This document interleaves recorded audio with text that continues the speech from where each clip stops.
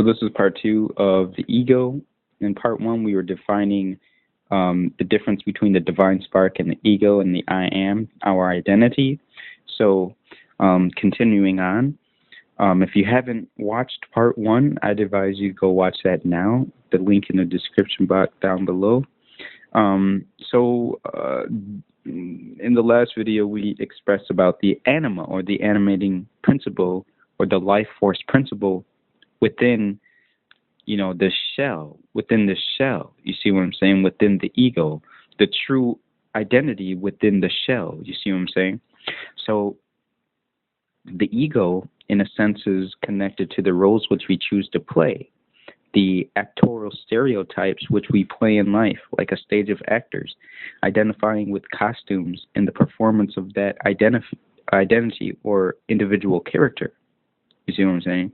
So the world as we normally see it is our ego and our perception of this world.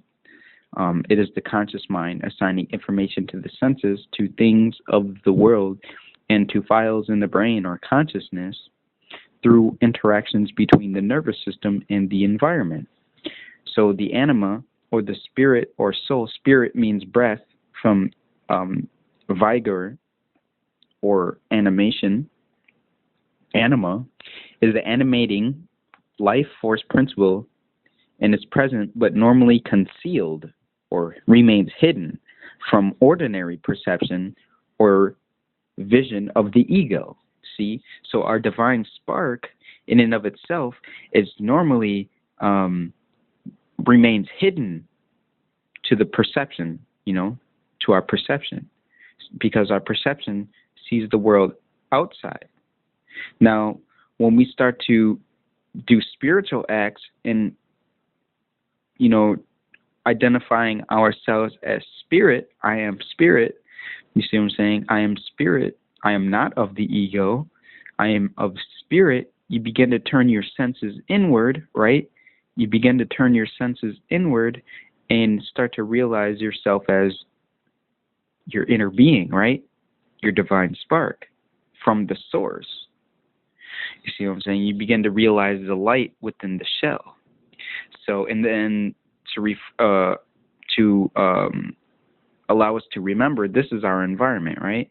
So when we turn our consciousness inwards from our environment, back to who we are, we begin to realize and identify ourselves with the truth, the I am spirit, the true identity, or the true animating principle within. So this outer world, see what I'm saying? Because you have an outer world and then you have an inner world, right? You have an outer world, then you have an inner world. Well, the outer world is physically organized according to societies and the cultures which governs the organized patterns of societal behavior and thought patterns. Though beyond this conditioning, there exists natural organizations of the patterns of energy or light code frequencies of the universe through the metaphysical laws of the universe, as well as through consciousness within it, which is able to comprehend and interpret through the functions of the brain and body. Consciousness is expressed as a product of the anima, or the soul, which exists within these structures. Whether they are natural or social, they are still barriers to the conscious mind, which attaches and holds on to these experiences. So when a child is born, they're given a name or a role. When a child is born, when an I am principle is born into this world, this outer environment, right? It's given a name or a role to play within the boundaries or stage of the social world. The world is a stage with actors or scenes which are related to the real-time dramatical events which we play out in real life, in the real world, or the world which is created upon the stages according to the characters or actors. The scene and the unrevealing or unraveling of events that occur in dramatic sequence, right? So likewise, when an actor or child chooses to participate in the drama of life performed upon a stage, a specific stage or world or many worlds, they are given a role or character, right? This I am becomes identified with something, a teacher or, this or that, right? I am this, I am that. When in actual reality, I am spirit. You see what I'm saying?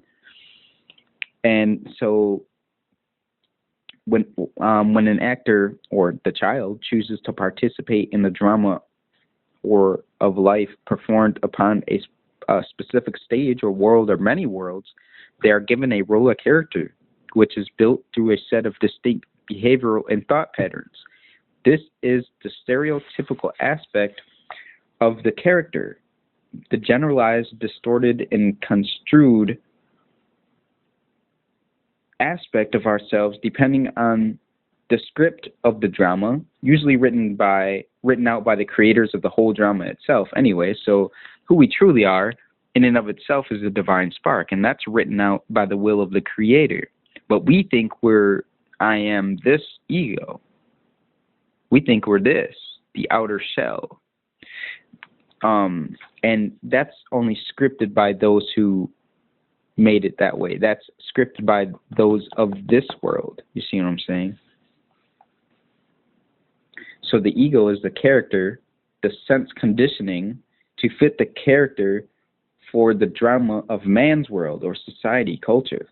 The ego does not realize that there is a bigger picture that is just participating in a matrix, not of the true drama of reality, which is actually the drama which is being carried out by the cosmos, the animation, life, the universal drama of the planets, galaxies, stars. Rather, it's only able to view the cosmic drama through a linear mode of perception. So we are only able to view ourselves, our true identity, through a limited mode of perception. So if I said, "Who are you?" you would more than likely give me this answer. And this answer comes from society, who you are, who you watch, who you watch on TV, and who you identify yourself with. Are you going to identify yourself with the spirit, who you truly are, created by the Most Highs who created you, by the essence, by the principles of all principles that created you, the initiator? Or are you recognized by that name that was given to you by people not even, who cares? You know what I'm saying? So we soon learn to respond to our names differently from any other words or names that we hear spoken to us, especially as a child and growing up. We identify ourselves with a character or role through our own choice and will. The free will to participate and identify self, or the animating principle within the universe carrying out the drama which we call life, right? The animating life force principle, the divine spark, is carrying out the life force drama of the cosmos, but we are limiting it. We are limiting who we are, our identification, to the ego, which is only carrying out the drama on a stage, the cultural identity. So with an identity not of our own, you see what I'm saying? The name, the personality or character, one built by social conditioning and cultural models. It is the stereotype